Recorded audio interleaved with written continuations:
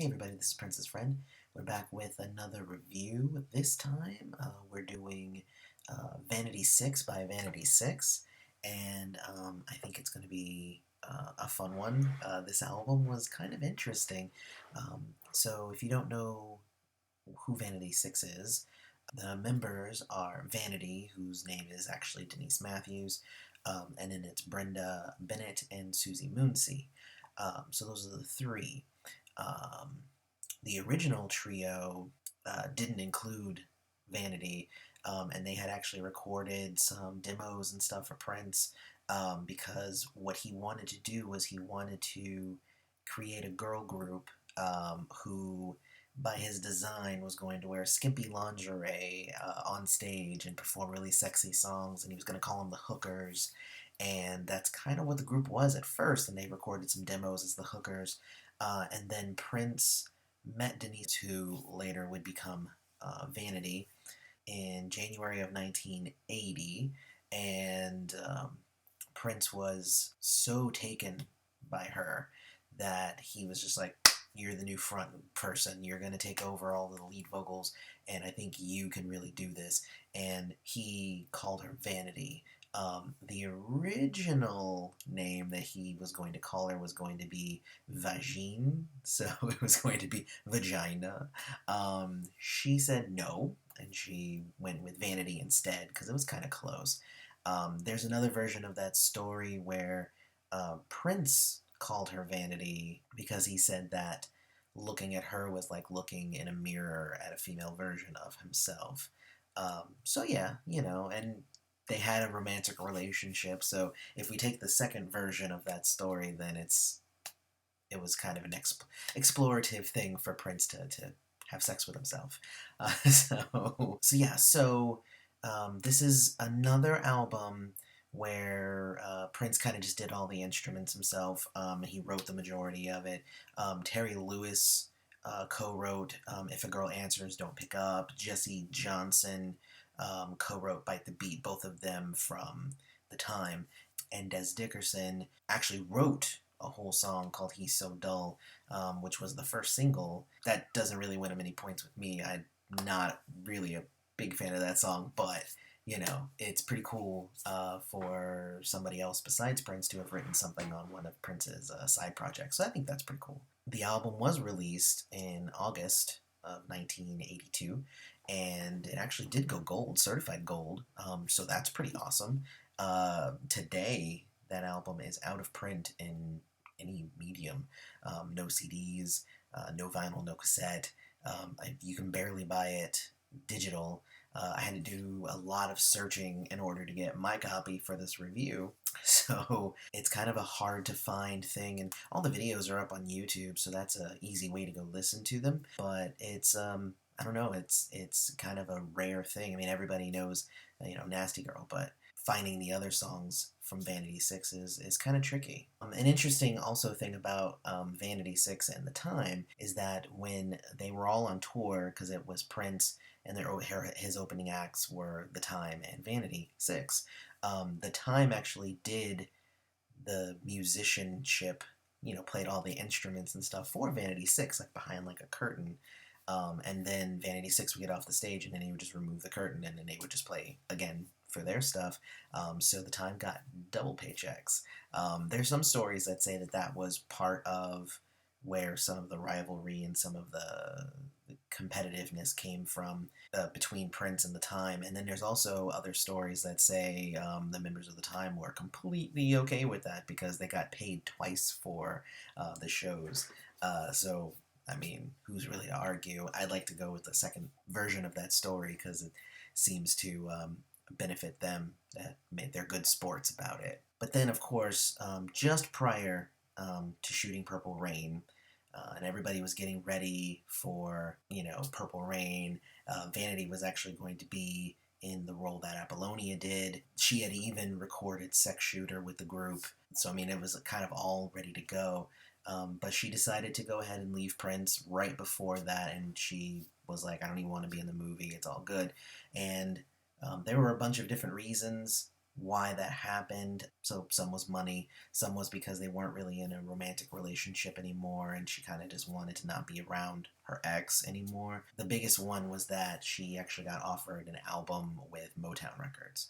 So there's that as well. So, give her props. And, she was doing good business for her. And then obviously she went on to do the Last Dragon soundtrack, which I love. I love that movie. Just, oh my God. So she was also, coked out of her brain at the time. So, what are you going to do? So without further ado, let's go ahead and get into these tracks and we'll see what we have going. I'm living in a fantasy, my own little nasty world. Tonight, don't you want to come with me? Do you think I'm a nasty girl? Tonight, I'm living in a fantasy. When you think of Vanity 6, you inevitably get to Nasty Girl. It was actually the album's second single, though, which blew my mind. It actually got to number 7 on the Black charts and actually got to number 1 on the Hot Dance Club Hits charts, which I didn't even know that was a chart, but, whatever. It got to number 1, so that was awesome. Held it for 4 whole weeks. It kind of surprised me again that it was the second single, because honestly, it's easily the best song on the whole album. I think they might have done it because it's obviously racy. There's a lot of suggestive language and some overtly sexual language that's not subtle at all. But you know what? It's got a really good dance beat, and the organs used to emphasize the beat. It's just genius. So, like, all together, I think this song is probably the best executed on the album. I mean, it's just sexy. I mean, Vanity says things like, I need 7 inches or more, and it becomes obvious listening to the song that her night of sex with this guy, and she's saying, like, what she needs, and that this guy really isn't up to the task. Like, he puts on the wrong song. Like, she needs one that she can croon to. Like, just everything, and the song ends with her saying, I guess you're the only one having fun, which means, obviously, he was not good enough for her. So the song itself has been used on a bunch of different soundtracks. The Girl 6 soundtrack is one of them. It was sampled on a bunch of different hip-hop tracks, and it was even covered by Inaya Day. So I hope I'm pronouncing that right, Inaya Day. I'll link to that because I actually think it's pretty good. It's a pretty good, like, little electronic version of Nasty Girl, so maybe you'll like it. So the number 1 star, wet dream. I get so angry if I see him with another dame. And the next track is Wet Dream, and musically, it's a cute little romp of a track. It's nothing, like, super special. I mean, the chorus isn't really sung, but rather kind of chanted.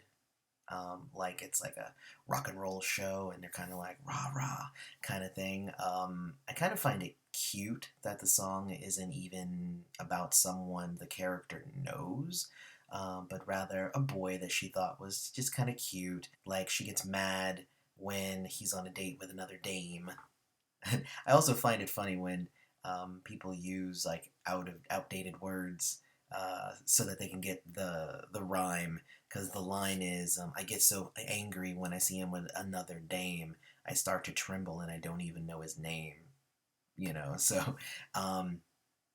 So at first I was like, well, this is just really kind of cute. It's kind of cute and innocent and stuff.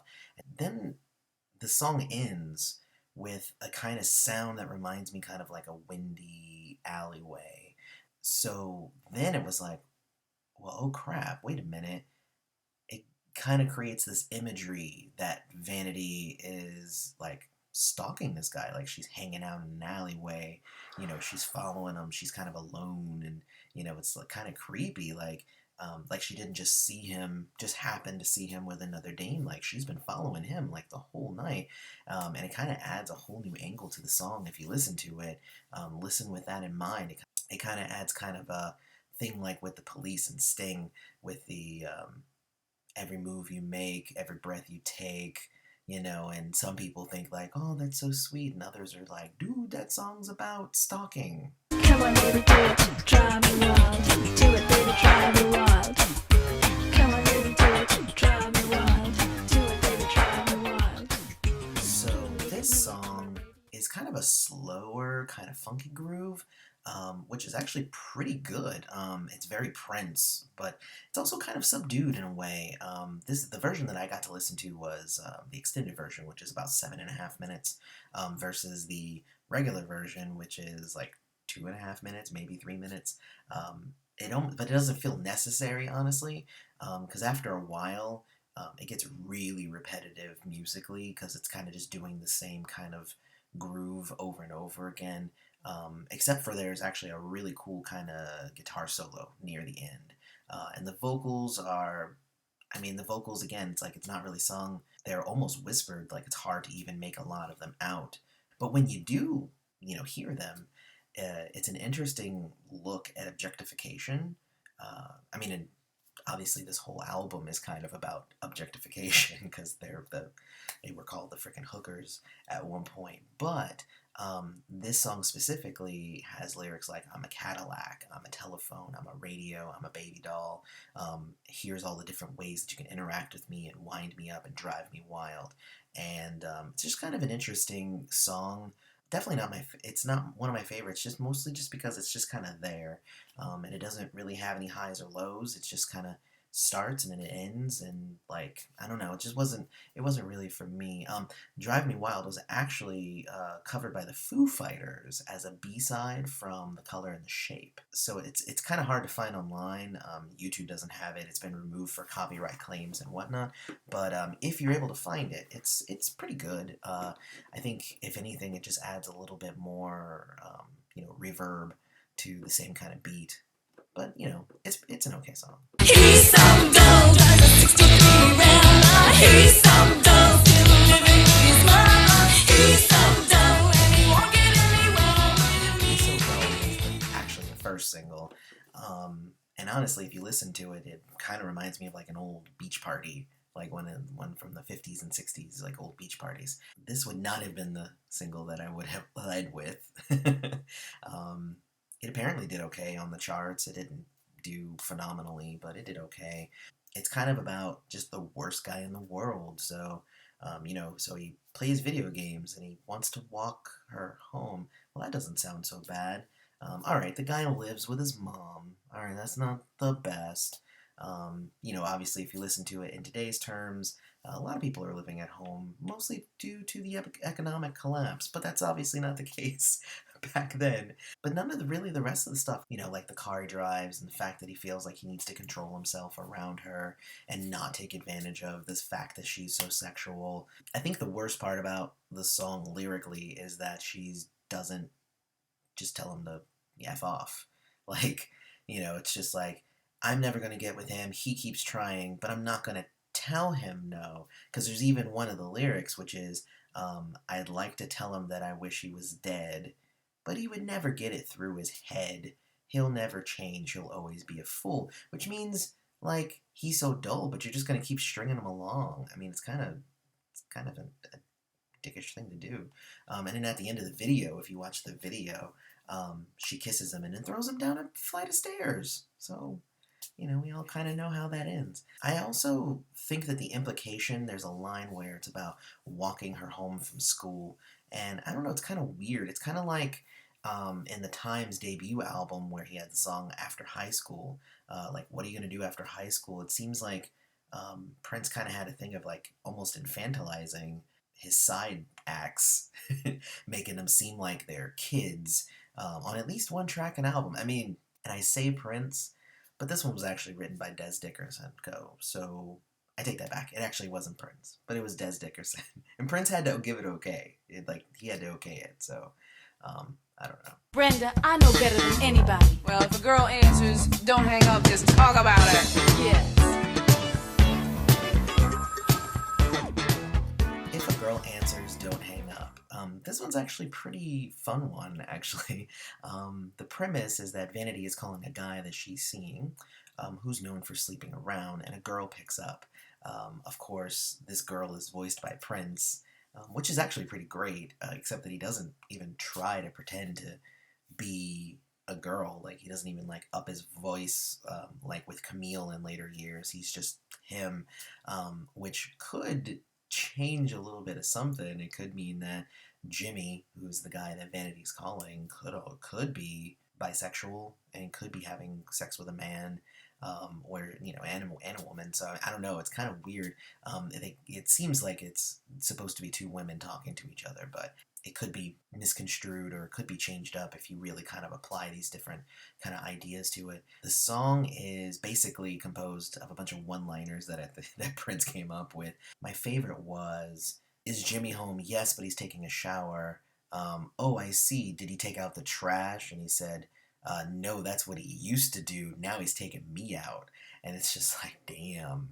Um, and then about halfway through the phone call, Brenda, the tough blonde member of Vanity Six, kind of grabs the phone and just tells the girl on the other end off. And then like that's about half of the track, and then the rest of the track is just kind of like a funky kind of guitar thing, while they say, "Don't hang up, don't hang up." If all of that wasn't enough, actually the groove in the back is actually really good. Like I wonder what it would have sounded like if Prince would have taken that groove and like thrown some singing on it and like a real melody and not just kind of rhythmic insults back and forth. I think it's also an interesting thing to kind of discuss of why it was a bad thing for Jimmy to be with multiple girls. The group was originally called the Hookers, and they were overtly sexual, and there was a lot of talk about how much sex they're having, and obviously it's not going to be with just one person, all the sex they're having and the different experiences and stuff that they're saying. So I don't know, it's just kind of odd to me. It's kind of a pot calling the kettle black kind of situation. It could just be me. Maybe I'm overthinking it, I'm not really sure.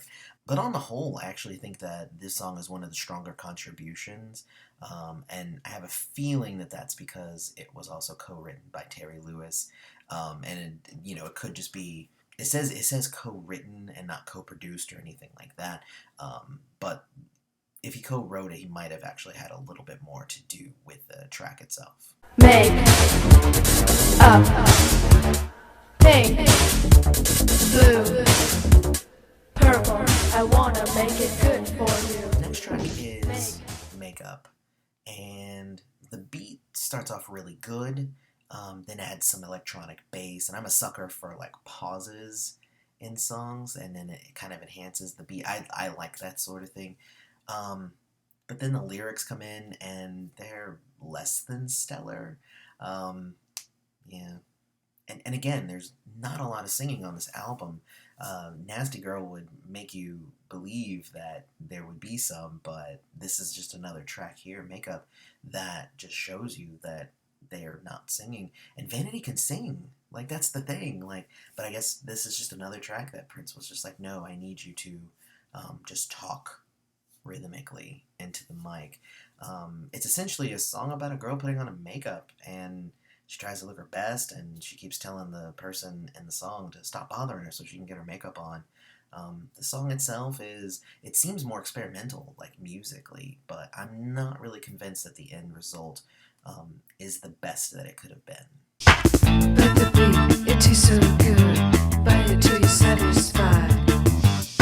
Ain't nothing wrong with dancing all night long. You can still be dignified. So the next track is Bite the Beat, and I'm actually kind of gonna get through this one pretty fast. It was co-written by Jesse Johnson. It's another song that sounds like it's a beach party with Frank and Annette. It's a song about sinking your teeth into the song and just dancing to it all night. It's pretty minimalistic musically.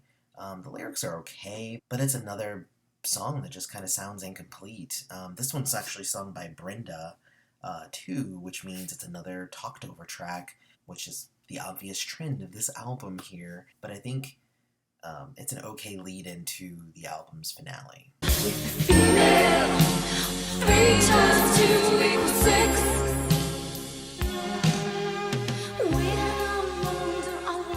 The last track is 3 times 2 equals 6, and it's obvious that there are 3 members of Vanity 6, and each of them has 2 breasts.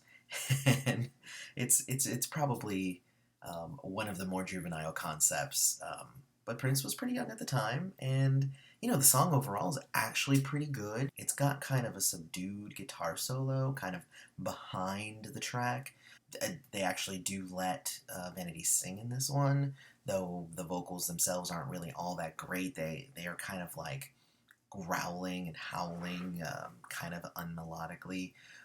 But it's a good song. I think it's a good way to end the album because it's the only real ballad on the album. Lyrically, Vanity's lonely and really wants to have a lover, and it seems like she's basically offering up all three members of Vanity Six if the guy is willing.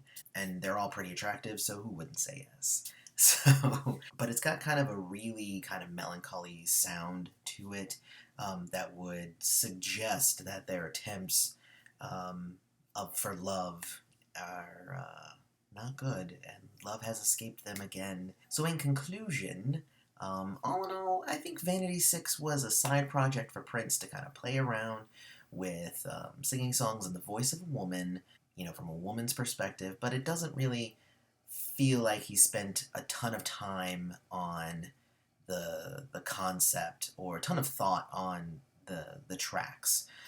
Most of them are throwaway, and I don't think that the girls on the album actually get to kind of cut loose with their voices because they're good singers. And you can hear it on a few of the tracks that they're good singers, but I don't think they really got a chance to really show that. And obviously, just like with the time, Prince did everything and then just asked them to come in and voice over it later. But I think it's less contrived here than it is with the time, because in the time they had a whole album cover and they had the whole band there, and like the band there pretending like they actually had anything to do with the album. Whereas with a girl group, it's almost assumed that they don't actually write any of their own stuff. So it's a little bit more acceptable in this case. Still not one of my favorite things that Prince did. Like it's one thing to like write a song for somebody, but it's another thing to write a whole album and tell them exactly how to sing it or whatever. No, I'm derailing my own review here. That's a whole other thing. But I think that they had a good look. I think they were really on point with their sex appeal and really getting a rise out of the public.